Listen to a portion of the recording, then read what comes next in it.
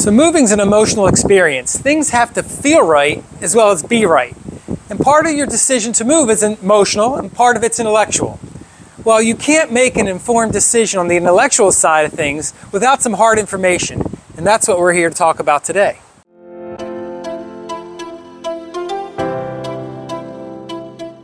Hi, I'm Stephen Kimos, a realtor specializing in new construction here in beautiful Port St Lucie, Florida. Now, Mark Twain said there are lies, damn lies, and statistics. And I mostly agree. People can twist interpretation of statistics, but the base numbers tend to be stable. So let's take a look at some of the hard statistics that make up Port St Lucie, and maybe this will help you in your decision of whether Port St Lucie is the place for you. Now, we could go in any order here, but let's start with the stats surrounding home ownership and home prices. Port St Lucie is the 7th largest city in Florida and one of the fastest growing in the country. And it has one of the highest home ownership rates in the entire country at 84%. This goes back to the 1950s when the General Development Corporation bought thousands and thousands of quarter-acre lots. And the quarter-acre lots aren't big enough for hotels or high-rises, so Port St Lucie became a haven for single-family homes. Now, related to this are home prices. Home prices have increased in Port St Lucie as they have nationally. However, Port St Lucie home prices still generally are much less expensive than counties further to the south. For example, I bought a house for $500,000. And if I were to move that house from Port St Lucie into Martin County, the price of that house would go up to roughly $600,000. And if I were to move my house into Palm Beach County, the price of the house would go up to around $800,000 or more. Now, the home prices wax and wane, but Port St Lucie generally has better prices on mid and higher end housing. The median price of a single family home in Port St Lucie is $395,000. Remember, median price is basically the middle price, so half of the homes bought in Port St Lucie are more than that and half are below that. Now, by comparison, the median home price in Martin County is $475,000 and the median price in Palm Beach County is $549,000. It's a pretty significant difference. Now, think about this. Property taxes in Port St Lucie are higher at 2 to 2.2% compared to 1.75% in Martin County. So if I were to pay $2,000 a year more in taxes in Port St Lucie than in Martin County, but my house was $100,000 less, how many years before the $2,000 eclipses the difference in home prices?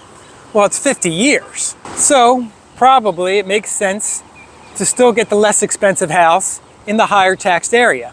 Now, if the home prices were close and you could equal that difference in 5 years or so, the other way around would probably make more sense.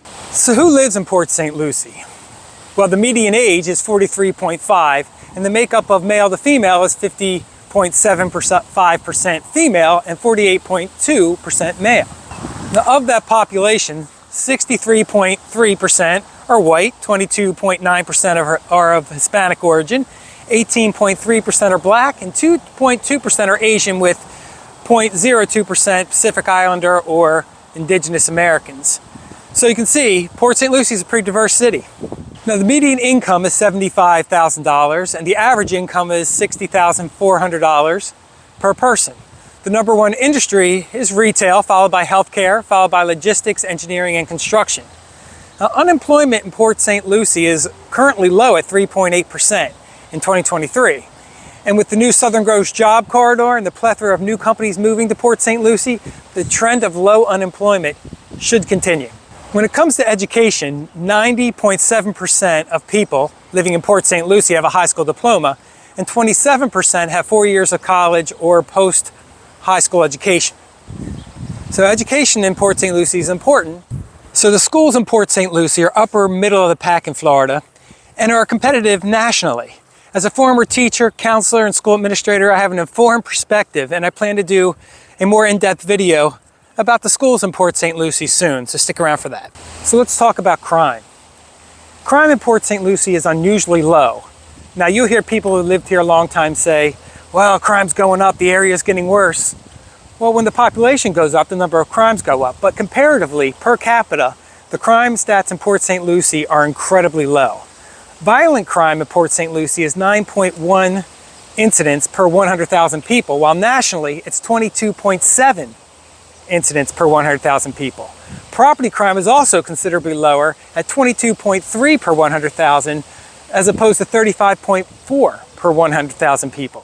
So, Port St Lucie is statistically a very safe place. In fact, U.S. News & World Report ranked Port St Lucie as the second safest city in the country of a city over 100,000 people in 2023. So the state of Florida in general is a conservative state right now with 780,000 more registered Republicans than registered Democrats. However, the larger city you go to, the more moderate the population tends to be.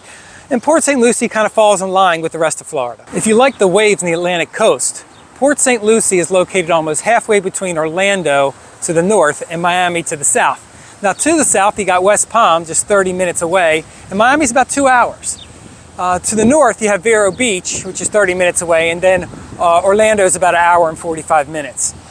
Now, much of Port St Lucie's new construction is to the west, near Tradition, about 30 miles from Hutchinson Island beaches. Out here, you can get homeowners insurance for around $1,700 a year. Can't beat that. Now, quite honestly, the weather here is gorgeous. With 238 sunny days a year, with an average temperature of 75 degrees and an average low temperature of 65 degrees. With the summertime average around 81 with a bit of humidity. Now let me say something about the hot weather.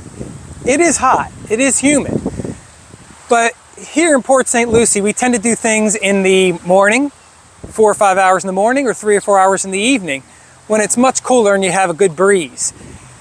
So you get to enjoy 4 or 6 hours of your day in the hot weather. Now up north, when it's 40 degrees during the day, the mornings are 30 and the evenings are 30. You have no part of the day. So even when it's hot, you still have some part of the day to enjoy yourself in the weather here in Southeast Florida. Now, if you're wondering, with all this growth and the pretty decent prices on housing, what is there to do in Florida? What is there to do in Port St Lucie? Well, check out some of my other videos that are highlighting what's coming to Port St Lucie, what you can expect amenity-wise if you choose to come here. Well, there's some general Port St Lucie statistics for you. It really is a great town. And if you want to know more about the real estate market in the area in general, contact me. My information is on the screen in the description below. And be sure to check out some of the other videos I have on tradition in Port St Lucie. Until the next video, I'll see you later. Bye.